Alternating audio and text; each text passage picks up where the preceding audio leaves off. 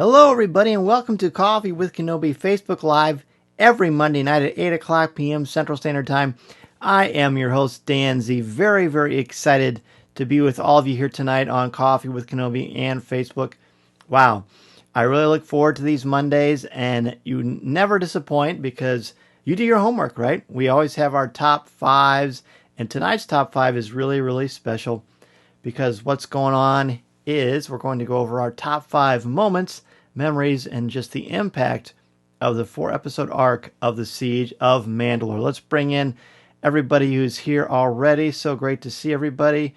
Happy Monday to you, Tyler. It's great to see you. Blake, awesome to see you too, my friend. Minta says, please send warm weather to the northeast. It's snowing like Hoth. You know, we had some pretty crazy weather recently as well. In fact, today, still sweatshirt weather, I would say. Eric, how are you, my friend? Good to see you. Yeah, it's so nice to see all of you here tonight on Coffee with Kenobi. Yes, clean shave, Ross. Exactly. Last night, Tom and I had this awesome, epic recording with Ross Halibin and Colby Mead and LJ Souter talking about the last episode of the Siege of Mandalore. You're going to hear that very, very soon. Definitely looking forward to that, but I shaved today because I think it was just time. The beard's going to come back eventually, don't worry. But I'm going to wait till it gets a little more chilly. That's kind of the teacher look, if you will. Very cool. All right, so besides the last episode of the Siege of Mandalore that we're going to review, we also, as I mentioned, I believe last week, Corey, Tom, and I did a feature-length commentary on Star Wars A New Hope that I'm going to be parsing out very, very soon as well. In addition to that, there are many, many other fun surprises coming from Coffee with Kenobi, which is fantastic. How's everybody doing tonight? What is going on in your worlds? Obviously, there's been a lot of conversation about Clone Wars still, even though the final episode of that series was May the 4th. I'll tell you what, it was really, really weird to not have a new Clone Wars to watch this week. That was hard. That was definitely different. I've grown so accustomed to that, watching that with my son and just interacting with all of you about it. So I definitely miss it, but I'm looking forward to it coming back. Tom says, it was a great discussion. Can't wait for everyone to hear it. Yes, thanks, Tom, and thank goodness you're always such a great part of that. He is referring to our review of the last episode of the Clone Wars that we just talked about, for sure. Jason says, wow, CWK evolved into video. Used to listen to the podcast 3 to 4 years ago. Well, Jason, so happy to have you back, my friend. Yeah, a lot has happened in the last 3 or 4 years for Coffee with Kenobi, so we're so happy, so very happy to have you join us. It's really an absolute honor to be able to spend this time with each and every one of you. So I think, so last week, remember this, and we were having a debate on if I should open it or not, and it was pretty close. I will say my mom, hello Mom, good to see you. Mom always watches the show, which is great. Love you so much. She told me that I should just buy another one, and I should keep one for the collection and one just to open up. So see, I think you can see why my office looks the way that does. Mom is the great enabler, which helped to kind of create this monster that is Dan Z and Coffee with Kenobi, and I'm very glad for that. So she told me I should open it. Colby right now is saying, and very calmly, subtly, open it. Yes. Oh, yeah, for sure. For sure, Tyler. Baker's Canyon. Oh, nice. I love it. Yeah, it was only a week ago. Hard to believe, isn't it? Wow, do it. Mom is right. All right. What you're about to see is history, right? I mean, I rarely open stuff anymore, but I'm going to do it. I wonder if I remember how. The reason I kept this one out of the incredible set of gifts that Hasbro sent me is because of the likeness of Harrison is incredible. All right. So far, so good. I haven't started hyperventilating from opening up something in Star Wars. Moms are always right. I agree, Tom. All right. I did it. And, of course, I still kept this so it looks sort of sealed, you know. Oh, thanks, Blake. You set me up. Moms are, in fact, always right. I am setting him free, Colby. All right, here you go. Here he is inside here. Sort of in carbonite, but not really. Let's get the blaster out first. Try to get this so you all can see it as well. There's the blaster. It's really cool looking. Apologize for the angle there. Yeah, Eric said it right. Indeed. All right, I'm going to push him out here. Okay, I'm glad I did it. I'm glad I did it. Here he is up close. I'm gonna try to get it so you can see. Let me see if I can turn down the lighting here a little bit. So look at that likeness of Harrison. It's really, really striking. Really, really striking. It's a great looking figure. It's got all the detail from Bespin for sure. I love it. And again, the likeness of Harrison is just unbelievable. So I am glad. I am glad that I did it. Okay. So I'm going to put the blaster into his hand. Like so. Fits in really, really well. And I'm going to put it up here behind, next to my Mandalorian Black Series 6-inch. So see, I did open another one. Okay. I'll make it look nice and pretty later. Okay.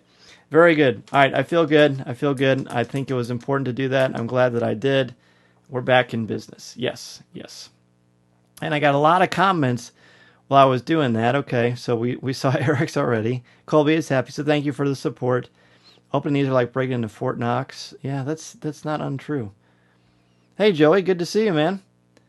Those figures are great. I got my Luke last week and I love them. Yeah, and now I guess I'm sort of a paradox because I don't open a ton of stuff, but I did open this one and I did open the Luke, Snowspeeder Luke. It's pretty great too. Is he trapped in Clamonite? Nice. I knew there was a pun somewhere. Yeah, thank you, Jim. I agree. It's a great looking figure.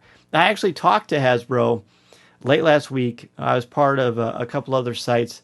Talked to Hasbro for a long time, about 45 minutes or so, about their process of creating these lifelike figures, and it was really, really cool. I asked them about the retro series. There should be more of them coming out for The Empire Strikes Back. Hopefully a little bit easier for you all to find, which is a great thing. Hey, hello from the United States, Clint. Great to have you here, my friend. That's so cool. That is so cool. I probably do need a Chewy now as well. Dan is only crying on the inside. Yes, I'm hiding it well, don't you think? Don't you think so? Yes. Hey, Dennis. Dennis and I just talked a little bit ago. How cool is that? All right, time to get into our top 5. Let's get into our top 5 for the week. Today's top 5 is, of course, going to be all about, let me get rid of this little circle here. It's going to be about your top 5 moments, experiences, scenes, whatever, from the Siege of Mandalore. All right, again, a stunning series. By the way, how ironic that I opened that when I'm wearing my Her Universe Millennium Falcon vintage shirt. Look at here so you can see it, but it's basically the original package from the actual Kenner Classic toy, which is awesome. All right, here we go. So what does everybody have for their top 5 for their favorite moments, experiences from the Siege of Mandalore? Now, this is supposed to be all 4 episodes. I'm going to take a little sip while you get ready for your number 5. We're going to go backwards from 5 to 1.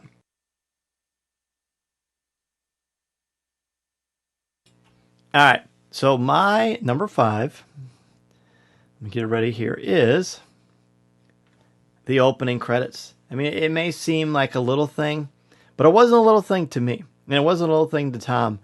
And it wasn't a little thing to so many of you who've grown up with Star Wars. Because the amazing thing about how this episode started, how all 4 episodes started, is it starts off with the classic Lucasfilm limited production logo. And that means so much to so many people because of the power, the impact of the nostalgia, the fact that this is going to be cinematic. This is going to be very much influencing and be a part of the film franchise. And it blew me away. Colby says the opening credits of Old Friends Not Forgotten. What specifically about that, Colby? I think that's pretty wonderful too. Is it the Lucasfilm logo that I pointed, or other things as well? Mary says the conversation between Ahsoka and Bo-Katan from the 3rd episode, Shattered. That's the pretty powerful one too. Minta says Bo-Katan and Ahsoka teaming up together to free Mandalore. Totally agree. Very, very powerful. Ahsoka using her blades to cut a hole in the floor. Yeah, that 360 move, Eric. We talked about that on the show, the review. That was pretty outstanding as well. LJ says the music, Kiner took the emotion and tension to another level, and he absolutely did that, for sure. Hearing Hayden and Sam Jackson, that was pretty cool. They were masterful in how they combined this film and made it run parallel with the Siege of Mandalore. In fact, I've said this before, I think this is Dave Filoni's masterpiece, and that's saying something. He's done some great stuff. Jim says number 5 is the first scene of the execution of Order 66. Yeah, that was powerful. That really kind of hit us. It really sort of hit us big time. Blake says being back on Mandalore, it's just an awesome planet with awesome culture, but also the opening Lucasfilm Ltd screen brought it back, to the early 90s. Oh, I agree. And for me, it took me back even further to when I was a kid in the late 70s. It's just, wherever we're at, that's where Star Wars hit us, that first time we experienced it. Dennis says Ahsoka doing the MCU dive and fighting over the skies of Mandalore is an amazing sequence. I like that, the MCU dive. That's a good way to describe it. Ross says Mace Windu, Ki-Adi-Mundi, and Yoda speaking lines from Revenge of the Sith. I should have made this a top 20. That's a good one, too. That's a really good one. Lucasfilm logo. Is that, just like, so Colby and I are completely in agreement on that. That's our number 5. My wife says hi from Parker and Mason. Well, hello, darling. Good to see you. My family is, of course, tuned in live, as you should, every Monday night at 8 o'clock p.m. Central Standard Time. Very excited to have you all here. Deanna, feel free to weigh in on your top 5 favorites from the Siege of Mandalore as well. I'm going to go ahead and introduce my number 4. So there's number 5. Number 4 is the connection between Ahsoka and Rex. Ahsoka is quickly catapulted to the top of my list of favorite Star Wars characters. And then this happened, and it just became even more clear to me. But what a nice bonus to this was the power of Rex. His conflict, the fact that he has to go against his brothers, I think that's fascinating and very Shakespearean. I mean, that's always the buzzword for me because Shakespeare does drama better than anybody, and I love that they tie that in together. Brian says, I'm with Eric. Ahsoka cutting the hole in the floor. I'm wondering if it's a nod to the deleted scene from Revenge of the Sith when Anakin and Obi-Wan did it. Well, probably. Brian, that's a good call. I mean, Dave is such a historian, as we know from all of his work on Star Wars, for sure. So that's a really, really good point. I hadn't thought about that. Minta says, hearing the original dialogue from Revenge of the Sith, absolutely. I think a lot of people really were impacted by that. Mary says, the last conversation between Ahsoka and Kenobi. Oh, I forgot about that. That probably should be in my top 5 as well. Jim says, Ahsoka versus Maul is my second favorite lightsaber duel in all Star Wars after Battle of the Heroes. Wow, that is pretty high praise. And I can't fault you for that either. That's very, very poignant. Eric says, the last exchange between Ahsoka and Anakin. Yeah, that's great. Again, back to it for me, the thing that's so powerful about this with Ahsoka and Rex is just the way that they come to grips with what's going on, the way they work together, and the way that they complement each other. It's a fascinating portrayal that I go into a lot more detail in the podcast review. Colby says, the bridge scene from Friends, Not Forgotten. I'm going to put that up there again. The Obi-Wan money shot, Anakin swagger, overall an exciting scene. Absolutely. Tyler says, the final scene with Vader, super heavy and really underlines the tragedy of Anakin. Tyler, I mean, wow, getting to see Darth Vader in the Clone Wars, really nothing like that, for sure. You're going to hear a lot about that in our review of the last episode of the show, for sure. LJ says, Rex and Ahsoka's race to the surface, just beautifully done, and her landing was epic. Totally agree with that. Dennis says, I'm not sure why, but I really love how the sounds were exceptional and on point, especially the hum of the lightsabers with every motion. Great job to the sound designers. Yeah, it was completely cinematic, and we saw some behind-the-scenes stuff where they talked about going into the vaults and capturing those iconic moments. Ross also says Ahsoka racing Rex to the ground at Mandalore. Again, can't argue with that at all. All right, so that's my number 4. I'm going to go ahead and go into my number 3, but keep your ideas and suggestions coming because they're great. They are really, really great. Number 3 for me is Ahsoka and her interactions with the clones. Now, this is a scene with her and Jesse, ironically, before things go bad after Order 66. But the way that she was so attentive to him and compassionate, and I couldn't find a good picture that captured this really, but the way she is with the 3 droids, the 3 astromech droids, in the last 2 episodes, Shattered and Victory and Death, were so touching and powerful. And it showed that this is a whole person. This isn't just a warrior that's great with lightsabers. but also having her really care and really take the time. And she was very nurturing and meeting the clones or the astromechs where they were at. There's just so much compassion in that. Her life was on the line. A lot of things were going on, but she didn't rush anything. And she was like a mother figure. I don't really feel like that's a good description of her. She just cares. She has compassion in a Jedi world where they sort of frown on that. In a way, they really kind of do. Ross says Ahsoka racing Rex to the Mandalore. I think I already said that one. Katie says seeing Darth Vader pick up Ahsoka's lightsaber. I know there's a lot of symbolism with that, Katie, for sure. Ahsoka seeing her own Tano troopers. Oh, absolutely. That was really hit home for me as well, because there's just a lot of emotion there, and it's something we've been waiting for. And we'd heard actually X9 talking about that many different times as well. You heard her talk about that on Coffee with Kenobi, and you've heard her talk about it on other places as well. Jim says, Ahsoka and Rex's conversation on the bridge right before Order 66 is very peaceful and intimate. I completely agree with that, for sure. And the fact that, again, the power of dramatic irony where you know what's going to happen, but the characters in the piece itself don't have any idea what's going to happen. Yeah, I mean, again, Ahsoka seeing her own troopers, Anakin taking Ahsoka to see the Tano troopers. That's a huge one. Maul's dialogue, it adds a sense of doom before Order 66. It was hauntingly beautiful. It really was. And again, another shameless plug, but hopefully you've been listening to our reviews of that, because we talked quite a bit about the fact that he's excited and impressed and terrified of his former master, which I think is cool. How much Ahsoka acts like a true Jedi despite leaving the Order. I agree, and I really feel like Ahsoka's kind of rewriting the books, what it means to be a Jedi, because she seems to be one of the few that actually continues to exhibit what we think the Jedi are. Ahsoka resurrection of the clone helmets, very, very powerful. Ahsoka using her incredible strength in the Force, reminded me of Rey in the Rise of Skywalker. I thought about that as well. It's great to see the connections. And she lets go because she cared more about her friend Rex. Absolutely. Absolutely. R2's reaction to seeing Ahsoka, that was cute. I hadn't thought about that. It was really awesome, like the joy in R2, which was great, because he's kind of like a little kid, but he's also very much not like a little kid. So that was a great moment of innocence too, which you need in Star Wars.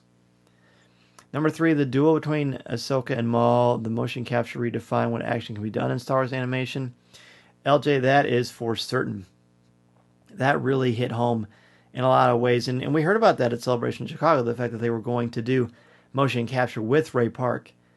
And it was just, I mean, there aren't enough superlatives to describe how wonderful that it actually was. Ross talks about the silence, the lack of dialogue for such a long stretch, and shattered the most powerful music and visual combination maybe ever in Star Wars. To me, I was exhausted after it. Well, I can empathize with that, my friend. There is no doubt about that. It really hit home, didn't it, in a very, very powerful, poignant way. Number 2 is the opening sequence in the first episode of this, where Anakin and Obi-Wan are in it. They had this great little last-minute showdown with the Separatist army, and the clones are there. Anakin just kind of casually strolling in and not even pulling out his lightsaber, and even like having his back to the enemy while they were blasting him. I mean, how arrogant is that? But also how cocky and wonderful, and so very Anakin Skywalker. The way that Obi-Wan uses his lightsaber to deflect an explosion, the teamwork, it was just, that was a huge reason why the first episode is my favorite Clone Wars episode ever. So good. Let's see what else a lot of you have here. Ahsoka and Rex's interaction in all 4 episodes, totally agree, absolutely. Katie says, Dave Filoni's very succinct dialogue throughout all the episodes. Some of the lines are short and simple, they have multiple meanings. Yes, they open up ambiguity, but they also open up the story, which I think is, the way to go. That's the great thing about a good myth. Star Wars is certainly top of that for me, obviously. But a really good thing about a good myth is when you explain something, you give a powerful story, but you also don't spell it out. Like you assume the audience is intelligent and let them come to the conclusions but leave them some really powerful breadcrumbs that have just the right amount of ambiguity, and there's nobody better at that than Dave Filoni. Jim says, number 2, I'm one with the Force, and the Force is with me. It's beautiful, but also means a lot to me considering that Rogue One is my favorite. Yep, I thought about that as well, Jim. It's really great, and actually, Mason now has seen all of the Star Wars movies, which is really cool. And so when we watched Rogue One, and Chirrut does that moment as he was walking, Mason said, "Oh, that's just like what Ahsoka said." So it's so cool, right? Mission accomplished. Eric says, "I like how Ahsoka stood up to Obi-Wan." You know, that could easily be my number one. My number one is going to be a little bit different, but I actually wrote about that for StarWars.com too. It was one of my teaching with Star Wars columns about how she shows you how to have conflict, how to disagree without being disagreeable. It was great because they all were very clear about how they felt, but they didn't use it to be mean or nasty to each other.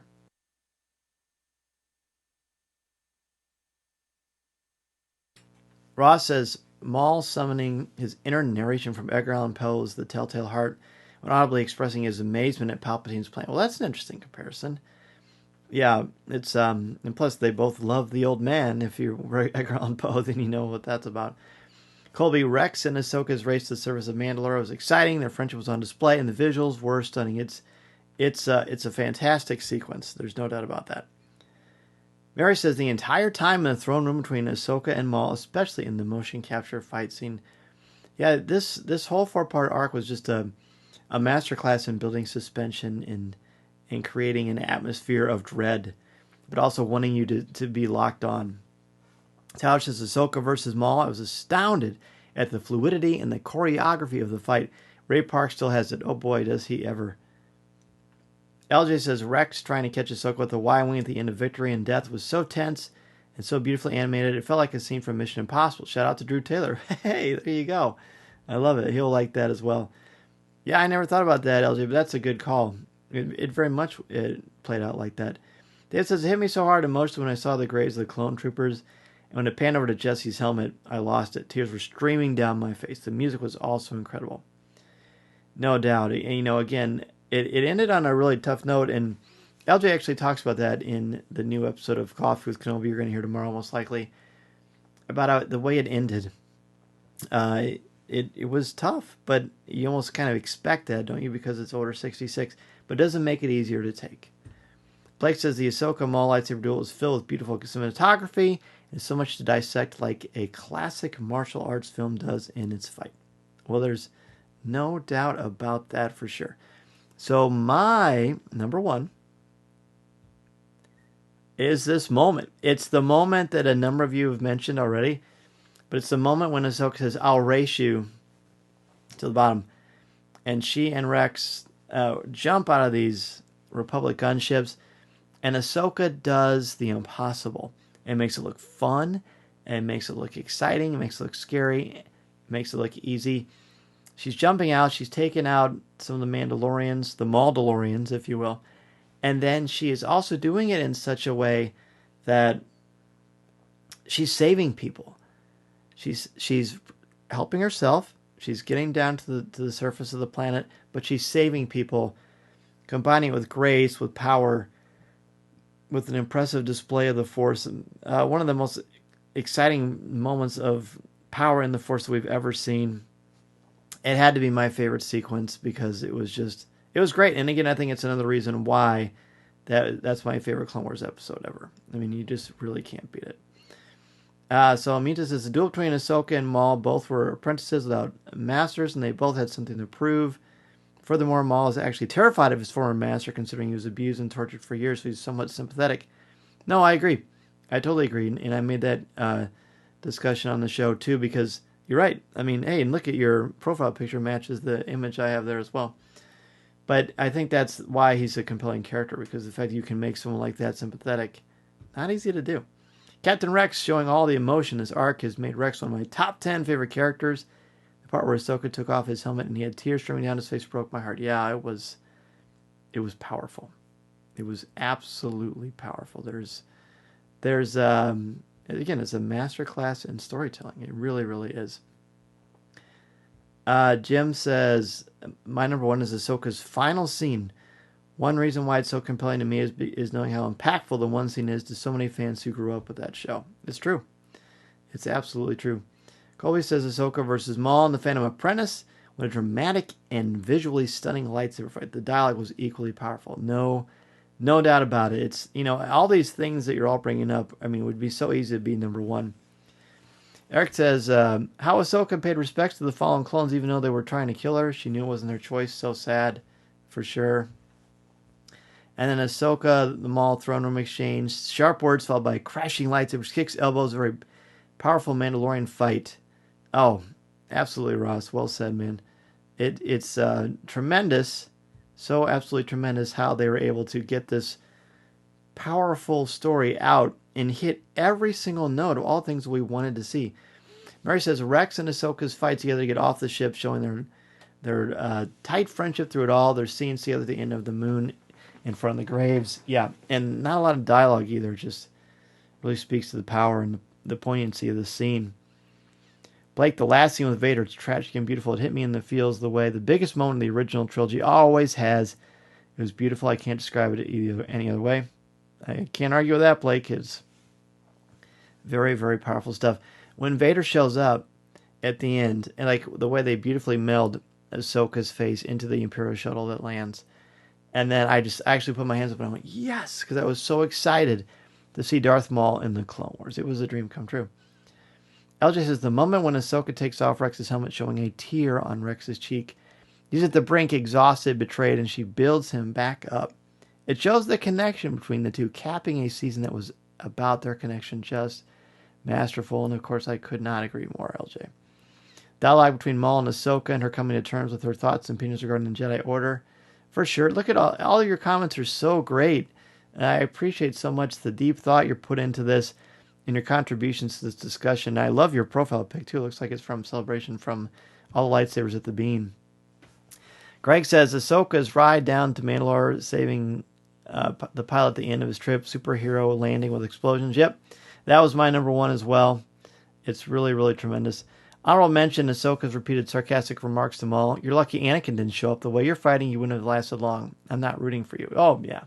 Yeah, that moment, Colby, when she talks about, the fact that Anakin's going to show up pretty soon.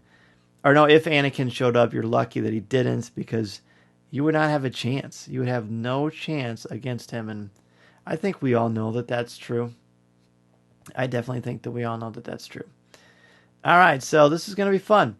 Next, we've got the Empire Strikes Back trivia. I've got a few questions ready for you. We've just got 5, but it should be plenty to keep you occupied and thinking, right? It's going to be fun. So obviously, while we're doing the trivia, be sure that you're not Googling the answers, because that would be disingenuous, and only the Sith do that kind of stuff. And you're not Sith, right? You're Jedi. This is, of course, the mug from Walt Disney World, the refillable mugs that they're selling when it's open, that you can pay a few extra dollars for and get Star Wars. I love it. I keep stuff cold and hot and just all the way you like. It's not a commercial for Disney, but really, really cool stuff. All right, you ready? I am very excited about this. So we're going to have our trivia of The Empire Strikes Back. The Empire Strikes Back, one of the most powerful stories in all of Star Wars, which reminds me of something that I want to share. So obviously you know about CWK Pour Over, which is our weekly podcast that you can only hear if you're a Patreon contributor. There is a video podcast, there is an audio podcast to it. Depending on what you contribute is what you get access to.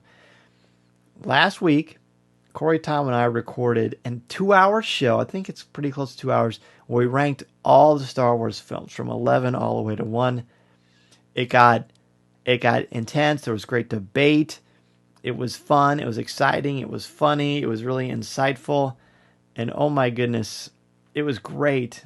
It was so great. And I can't wait to have you all listen to it. You're going to love it. I've never ranked all the movies like that. I'm usually kind of trepidatious to do so, but it just felt like the right time to do it. And I really think you'll love it. So if you're a CWK Patreon supporter, you're going to get to hear it next week, and you're going to love it.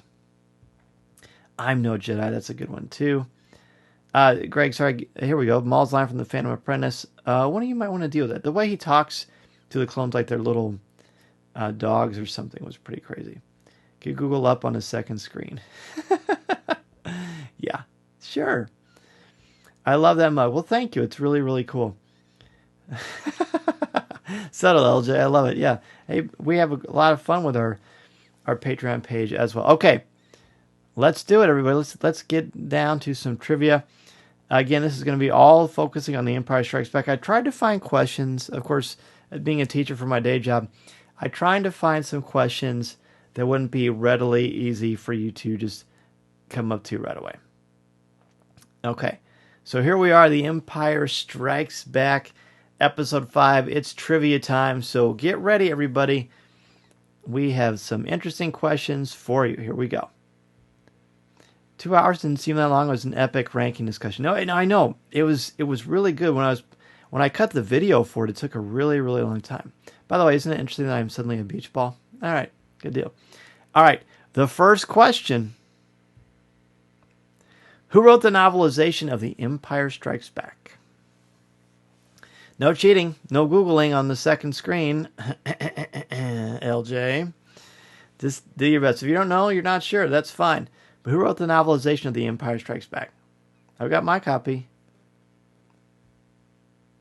Yeah, that's right. Every May the 4th, we're going to re-rank them. That's true. What's a Star Wars? I don't think that's an answer. Hey, Bob, good to see you, man. I think you're the best. Really cool to see you. Donald F. Klett is the answer. That is the answer. Only one person knew that one, at least that weighed in on the chat box, but Donald F. Klett wrote the novelization of The Empire Strikes Back. Absolutely. Very good answer. I really couldn't tell you what else Donald has written, but he was very respected, and he was the answer. Okay. By the way, Mason helped me. My son Mason helped me create some of the background for this trivia, so that's really fun. All right. No, it is not Stephen King. No, Bob, you are the best. All right. James Caan, no, he actually wrote Return of the Jedi, I believe. All right. Our next question. What two people wrote the screenplay of the film?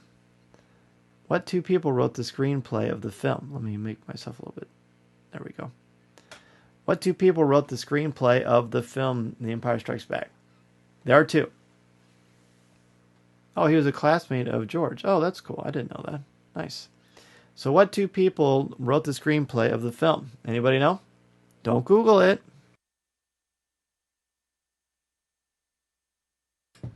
You can just guess one of them. And, 1 + 1 = 2. We'll put them together for your answer. But what two people? No, not John or Lennon. Dave's not sure. Eric is 2 for 2. Lawrence Kasdan and Leigh Brackett. The only thing is you didn't spell it correctly, but that's okay. It's Leigh Brackett and Lawrence Kasdan. And I've actually done quite a bit of research on the making of this for a future project. And the creation of this film, the creation of the script, is wonderful. Greg wants to know if Lucas was one of them. No, he wasn't, but he really broke down the story, and he was so much more hands-on than I think I ever really realized. It is Kasdan. It's Leigh Brackett and Lawrence Kasdan for sure. Kasdan, I forgot the lady that wrote the first version, yes. So Leigh Brackett wrote the first one, but George felt like it wasn't Star Wars. Even it was science fiction, but just didn't feel like Star Wars. And then actually, ironically, after Leigh had turned in her draft, she died shortly afterwards. And George, being the good man that he is, even though he didn't use most of what she created, he still gave her a screen credit for writing the script, which I think is tremendous. Yeah, Eric is 2 for 2 on fire. All right. Very good. All right, let's see Eric and how everybody else is about to do. Let's get on to our next question. Let's see here. What was the release date, the original release date for The Empire Strikes Back? Hint, the 40th anniversary is very, very close. Very, very close. What is the release date for The Empire Strikes Back? Anybody know?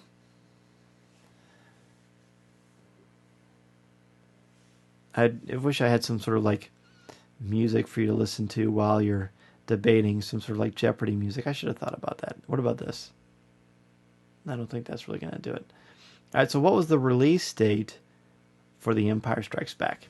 Anybody know? We know it came out in 1980 because this is the 40th anniversary of the film.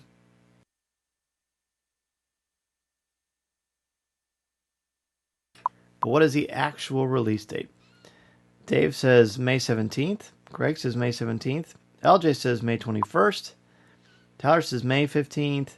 Minta says May 15th. The answer is... Hum the music, Dan. 17th and 21st. Greg, feel free to explain that in the chat box for everybody.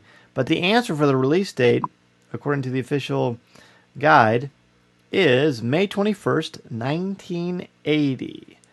So that is the general wide release. That's the date that's generally recognized as when it comes out. Colby has a t-shirt with this information, but it's on his back, and he's not an owl, so he's not able to look and find that out. But yeah, May 21st. So what day of the week is May 21st? Let me get out my Google phone, which is actually not a Google phone at all, and see what day of the week May 21st is. It's actually a week from Thursday. So maybe next week should be the big Empire Strikes Back 40th anniversary show, which I can totally do. Eric is claiming that he got that one, but I don't remember. I'm scrolling through. I don't remember him saying that. I don't know. Should we give it to him, everybody? Oh, he did. 5/21/80. All right, you got it, brother. You have got it. There was a small limited release on the 17th. 21st came over the Memorial Day weekend. Good call. Good call. But I still think they officially put it as the 21st, but there were like there were some different screenings and small limited releases and things like that. But wide release to the entire galaxy was May 21st. Okay. All right.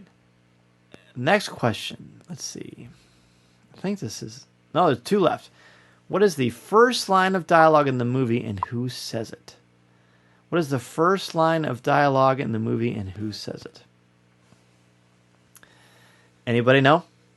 This one, I remember this being a Trivial Pursuit question years ago. And I really had to scratch my head, but I got it. Dave was at the limited release, so that's cool, Dave. That is really quite awesome, actually. It must have been quite a thrill. I remember the first time I saw Empire. I'll talk about that a lot more next week. But it was something I'll never forget. So, what is the first line of dialogue in the movie and who says it? So, Greg weighs in and says, Honnold, buddy, do you read me? Dennis says, are we counting the Imperial probe droid's words? We are not. Actual dialogue. Luke says something to Han, but I can't remember what. Luke says, Echo 3 to Echo 7, Honnold, buddy, can you read me? Tyler says, Echo 3 to Rebel Base, Honnold, buddy, read me. The probe droid beeps. So, Eric, you're close. You were close. It's not, Honnold, buddy, can you read me? It is. Come on, scroll over for me. Echo 3 to Echo 7. Honnold, buddy, do you read me? Yeah. That's the one. That is what Luke says. That is the first thing. I don't know why my little box here is interfering with what I had originally planned. There we go. Echo 3 to Echo 7. Honnold, buddy, do you read me? Good. So really, really close. The Wampa had a good feeling about this because he was going to have some breakfast. Yeah. Eric goes pretty close. We'll give it to you. I'm a gregarious sort. Yes. Dennis says, I think Greg and Eric are the clear master Jedi here. Oh, of course. Yeah, they're doing great. Really, really great. All right, so we got one left. This one is one that took me by surprise a little bit.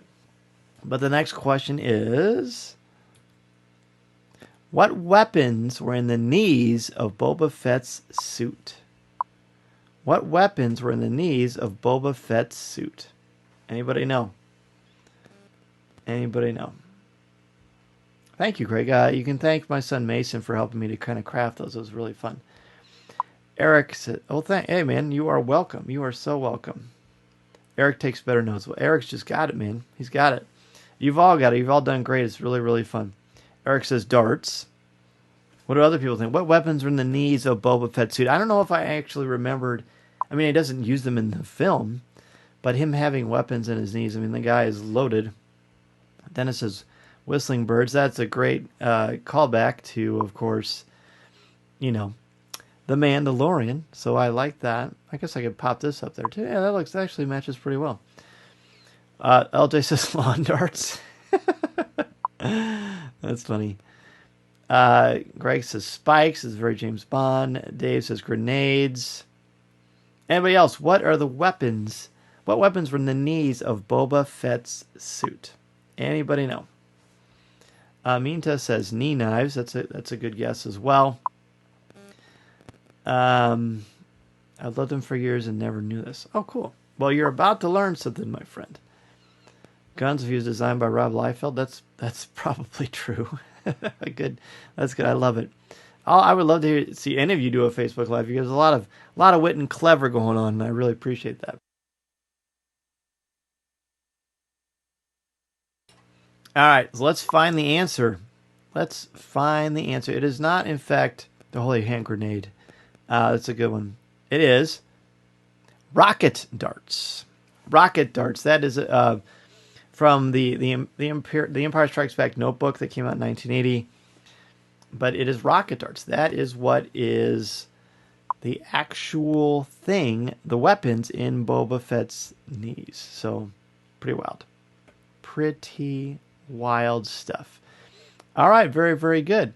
So, coming up next is one of my favorite parts of doing these shows, and that's Ask Danzy. This is the moment where you get to ask me anything about Star Wars, my opinions on things. You can talk to me about podcasting, anything. What is it like to be friends with LJ Souter? Ask me any of these things. I'm happy to weigh in for you as well. Made by Hasbro before the State Recall. I actually talked, and I'm glad you put the winking face. Show us the making of book. The making of book is actually upstairs, Corey, and but I will bring it next week for sure. You ever see me launch a lawn? Aren't going to count that one as a win for LJ? You should. You absolutely should. You absolutely should. So yeah, next we're going to go ahead and jump into Ask Dan Z. Anything you want to ask me about when it comes to the world of Star Wars podcasting, any of that stuff. And again, yes, Corey, I promise I will bring the book next time. And I am absolutely pouring over this thing. It is so good. While you're getting your questions ready, this is a good time to remind you that on October 20th is my first Star Wars book I wrote with the amazing Pablo Hidalgo and Cole Horton. It's available October 20th, 2020. It is the Star Wars book, Expand Your Knowledge of a Galaxy Far, Far Away. And I am extremely excited about it. There's a bunch of information there that's going to really generate some great conversation. Really, really good stuff. Can you get me a gig at StarWars.com? No, I can't. But you're a great writer, Eric. Just keep doing what you're doing, man. And I think you'll be in good shape. I mean, honestly, the best advice I can give is just keep practicing and contributing to your own blogs, because I think that is the way to do things. You'll have to pardon me for a moment, because apparently I have a knock on my studio door. Oh, wow. Thanks. Well, how about that? So look, Corey, look what Mason just knocked on the studio door and brought to me. This is the book where I'm getting so much information of, The Making of the Empire Strikes Back by J.W. Rinsler. It is tremendous. It's a huge book. I don't know how much it weighs, but it's really, really big, but it's just chock full of information on this. It's got a bunch of stuff behind the scenes, the script. I mean, the book's about, let's see, I think it's like 10 years old maybe, but it's so good. It is so good. I've been pouring over it. Deanna and I have, when we actually get some time to hang out together, because we have like a lot of stuff going on with our amazing, wonderful house, but we like to spend time together just reading and just hanging out. And I've been like pouring over this thing. And usually during the week when it gets to be pretty late, I'm just like, if it gets to be like 10:30, I'm like, all right, good night, and I just fall asleep right away. But this book is getting me to stay awake. That and The Last Dance, Michael Jordan, because it's Michael Jordan for sure. Yes, Mason is, in fact. For some reason, like it did last week, towards the end of the show, I'm trying to put your comments up on the video. It's taking a little bit longer, but here we go. Of course, says Mason is a great CWK intern. He really is. He really is.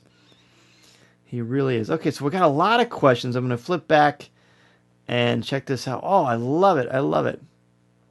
What do you think of Maul's progression after all these years? I think he actually became important. Before he was just really cool, but he didn't have any narrative weight at all. Even when he first came back for Clone Wars, and then over time and with Rebels, he became much, much more powerful and much more complex. I'm very excited. My favorite figure in my collection? Well, that's a great question. I think my favorite figure is the original Kenner Boba Fett figure, even though he's definitely not my favorite character. But I think it's a great looking one. I like the Luke from Return of the Jedi, for sure. Greg wants to know when the book tour is. Well, depending on when things kind of die down, there is going to be some cool book promotional stuff that I can't talk about yet, but it's going to be fun, my friend. It's going to be fun, and you can definitely be assured the next time we have Steam into Star Wars, run on by Mr. Tom Gross, there'll be some cool stuff there as well. I know, October 20th. Speaking of Tom Gross, thanks, man. I appreciate that. The most odd collectible that I own. You know what, Corey? I actually do have an answer for that. The most odd collectible that I own is our good friend Troy Metzler. He went to Skywalker Ranch years ago, and he sent me a framed plastic frame with an engraving on it of a piece of toilet paper from Skywalker Ranch. It's clean toilet paper. Gosh, it's such a rare commodity. Maybe I should break into it. And it's just kind of funny. It's kind of cool just having that. So that's definitely the most odd thing that I own. Do you see Dave Filoni taking charge of the Star Wars franchise, considering his success of Clone Wars, Rebels, and The Mandalorian? Taking charge? No. I mean, he's kind of pretty high up the chain, the Star Wars food chain anyway. So I don't really know what that's going to look like, but I definitely see him being even more and more involved. I mean, he's extremely, extremely, extremely busy. So, but I think his career is only just getting started. Before I saw the film, did I want Kylo Ren to be redeemed at the end of The Rise of Skywalker? Do you want to be extinguished? I didn't want to be extinguished. I'm not a fan of redemptive violence. I don't think that is very clever. It's kind of an 80s action trope. But I didn't think it was possible to redeem him, and they actually made it work. I mean, I'm not a huge fan of The Rise of Skywalker, but I really like what they did with Ben Solo / Kylo Ren. That's a good question. LJ wants to know, he says, semi-serious question, do you sleep? It seems like you're working on something all the time. LJ, I do sleep. In fact, I've gotten so much sleep recently because, there's been a lot of pros and cons to quarantine, but one of the good things is I'm able to catch up on things with my family, spend more time with my wife, have great family dinners, and I'm getting a lot more sleep, which is really, really good too. I'm getting another knock on the door. I don't know if this is my intern back for some more or what.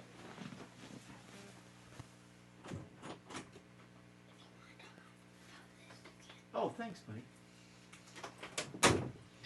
Yeah, so Mason and I have been looking at this book too.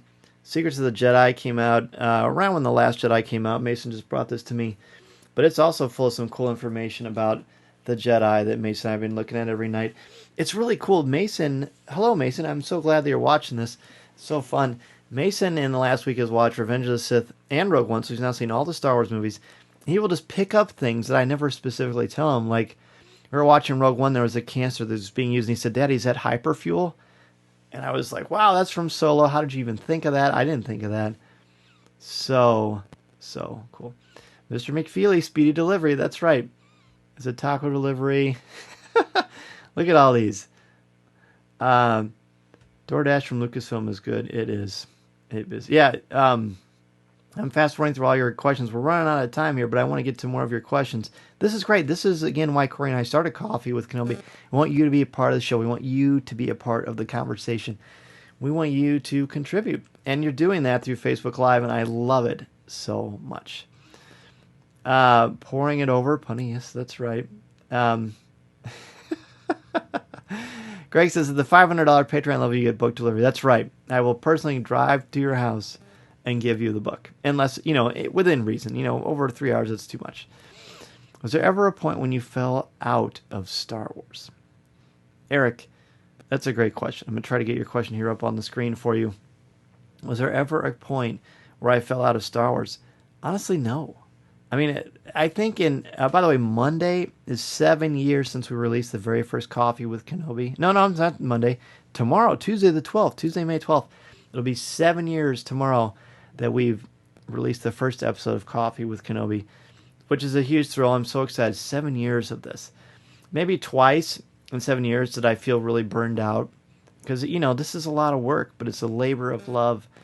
And I thought, gosh, I need a break.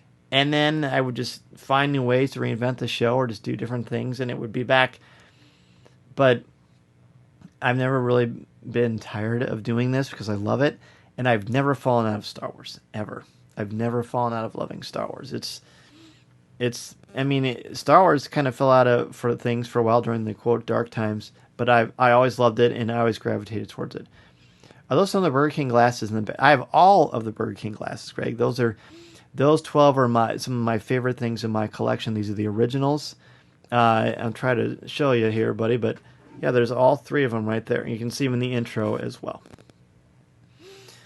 Let's see. Is number 23 the greatest NBA jersey number? Because I think so. Of course it is. Of course it is. But it's because of Michael Jordan. Everything else is just gravy. Let's see. Paul says, hey, Paul, good to see you, man. Paul says, do you ever think you'll be able to get anyone from the films as guests on the show? Well, I already have. I do, and I think that I have. So we had Anthony Daniels, who, of course, is C-3PO. Got some other things in the works. I've had Eunice Suotamo, who plays Chewbacca in The Force Awakens, The Rise of Skywalker, Solo, and The Last Jedi. Who else have I? I've had a lot of people on. I think a lot of good things are going to happen. LJ, do not worry about me. My friend, my wife, takes great care of me. She's amazing. I work out. I take care of myself. I feel great. I feel better than I have in a long time, and I've always felt pretty good. So don't worry about me. You guys give me fuel to do this. I love doing this. Mason needs a cameo. Mason, if you're watching this, come on down and you can say hi to everybody before you go to bed. You hope Mason is dressed as a Jawa. You think he's dressed like Spider-Man tonight, actually. For sure. Well, I'll tell you what. While we're waiting for Mason to possibly make his cameo, we are going to wrap up very, very soon. Katie wants to know, moving forward with the Star Wars saga, do you think they will create another supervillain the likes of Palpatine or just one of the villains that are vanquished at the end of the story? That's a good question. It'll be interesting to see what they do with the High Republic, because it's hard. I don't think they should try to replicate the formula of the Palpatine thing or Vader, because I don't think that would be to do justice to it. I don't think that would work. So I don't really know what they're going to do. I think it's going to be hard to come up with a good villain to top what we're used to. But I certainly have faith in it. What do you think? I'd be interested to see what you think as well. Load up the pie crust, my friends. It's celebration. Exactly. Woohoo, the first episode was 2 hours of silly sweatiness that I think we edited 20 minutes. And took 18 to record. Corey, do you remember that? It took 18. And Lisa chimes in. I'm assuming it's Lisa. Says, John Morton was our first film star. That's right. We had Dak on. We had Dak on live, too. We've had a ton of the actors from the Clone Wars and Rebels and Star Wars Resistance. We've interviewed the cast of The Mandalorian, Jon Favreau, Dave Filoni. And I'm not going to slow down anytime soon. We've got a lot of great stuff going on. Thank you so much for your wonderful, wonderful questions. Thank you again for your interest in the Star Wars book, available October 20th, 2020, written by myself, Pablo Hidalgo, and Cole Horton. I can't wait for you to see it and experience it with me. I've seen some things, and I'm thrilled, absolutely thrilled to share it with each and every one of you, because there's some wonderful, wonderful stuff going on there. I'm afraid that I froze. Did this thing freeze? I hope not, because I'm saying very interesting things. It's such a pleasure to have all of you here